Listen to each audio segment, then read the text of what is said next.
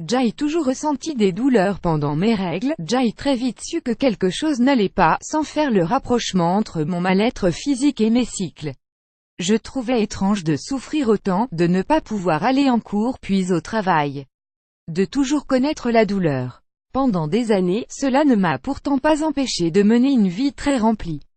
Ces crises étaient certes violentes, mais restaient ponctuelles et personne ne s'en était inquiété tant cela semblait normal, même aux médecins. Il y a 5 ans, la situation s'est dégradée. J'ai emménagé en région parisienne. Et je revois ces moments terribles où je souffrais le martyre au fond de mon lit, seul, sans médicaments. Je n'avais même pas la force de me lever et de marcher jusqu'à la pharmacie. Pourtant, j'avais consulté beaucoup de médecins. Et je passais plus de temps chez eux qu'avec mes proches.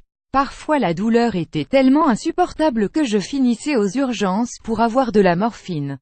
1 an plus tard, un médecin m'a diagnostiqué une endométriose ovarienne. J'étais soulagée de savoir que le problème était bien réel. Très vite, la maladie a pris le dessus. Mais j'ai eu envie d'avoir un enfant, alors, j'ai arrêté la pilule. Mon état de santé s'est dégradé à vue d'œil. Je souffrais atrocement chaque jour. Et je n'étais toujours pas enceinte.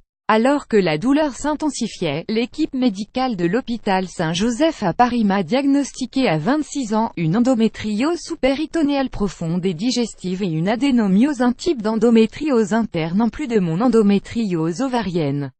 Mon opération a été une épreuve. Mais avec le recul, je me rends compte que c'est la période où j'ai le moins souffert. Aujourd'hui, presque 2 ans après, je ne suis plus de traitement médicamenteux et mon endométriose est stable. La fatigue et l'isolement restent mes plus grands ennemis, même si mes proches me soutiennent. Aussi, quand le corps ne va pas, que les frustrations trop pesantes, le calme est mon seul moyen de garder le moral. Malgré tous ces obstacles, mon désir d'enfant est toujours aussi présent. Mon parcours, je le sais, n'est pas terminé, il me faut encore trouver un équilibre malgré la maladie.